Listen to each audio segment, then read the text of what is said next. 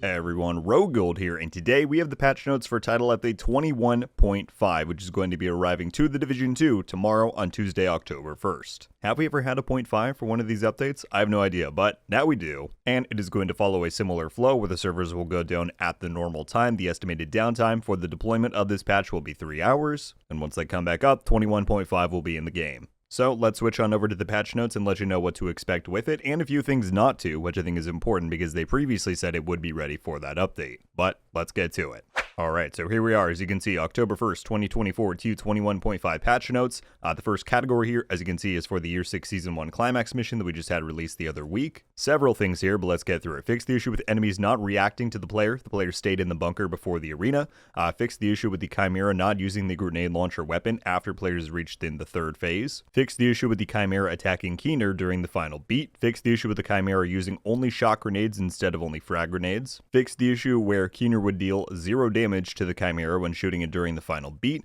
Fix the issue with Keener healing himself after each hacking phase. Fix the issue with the steam pipe devices not taking damage and functionality was not interrupted when attempting to jam them. They fixed the issue where the disabling shield timer would continue to count down after Keener was down during the final beat. Fix the issue where dying in beat 3 after defeating all enemy waves would cause the bunker entrance to close, preventing players from returning. And lastly, fix the issue where Keener would start attacking the NPCs if he was down and revived during the hack animation. So clearly there are several fixes on this list here. I don't think any of these say specifically. It's the issue that players have been running into where the Chimera just becomes unkillable right after the third phase. It just keeps healing up and you get it down and you can't actually complete the fight. I would hope that maybe a culmination of some of these fixes it's what is going to tackle that specific deal, but I don't know. I guess we'll have to see when it goes live in the game tomorrow. Alright, moving on, we have some items under World Tier Removal. Fix the issue with level 40 players being unable to gain XP towards the Season Pass and Manhunt events, even if they had not yet unlocked Keener's Watch. Fix the issue with the Mast and Sinkhole control points not resetting when a player reset all control points with a DC only boosted level 40 character. They fixed an issue with the Summit not appearing on the Mega Map at level 30, as well as an issue with Kenley College and offsite locations not appearing on the Mega Map at level 30 as well. Alright, and then lastly here under Other, I know this is a big one that people were waiting for.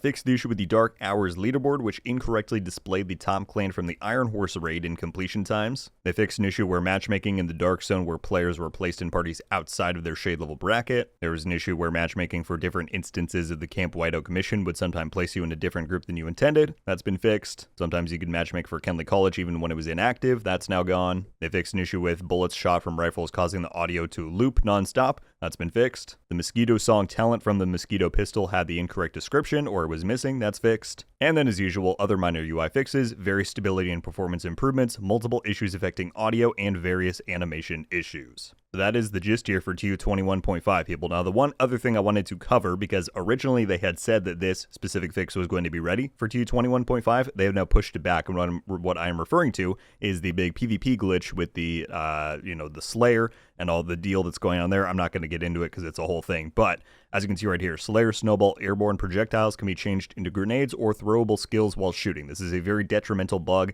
exploit, glitch, whatever you want to call it, that is currently active in PvP. It causes server lag. It's very bad, right? Originally, this card said it was planned for TU 21.5. It's now planned for the launch of TU 22, which is, of course, the next major update, bringing Seasons 2.0 and all of that. Presumably, that's coming later in October, around the 22nd, is what we think right now, based off of the in-game calendar. But yeah, this is no longer going to come in tomorrow's update, unfortunately. We're going to have to wait a few more weeks. It's too bad they're unable to disable the gun in the meantime or something, but I just wanted to let you all know that is no longer planned to be part of TU 21.5 here. But there you go. That's the patch notes. That's what you need to know. Alright, my friends, and that is the patch notes and info for Title Update 21.5, again arriving to the Division 2 tomorrow. Any and all questions or thoughts you might have about this patch and its contents, as always, feel free to leave them down below, and I will do my best to respond, or I'm just curious to see what you're thinking about it. Next news item on the list, I assume, will be PTS Phase 2. Don't know if we'll get that this week or next week, but either way, keep an eye out for news on that coming soon. But yeah, that's going to do it for me today, everybody. Thank you all so much for watching.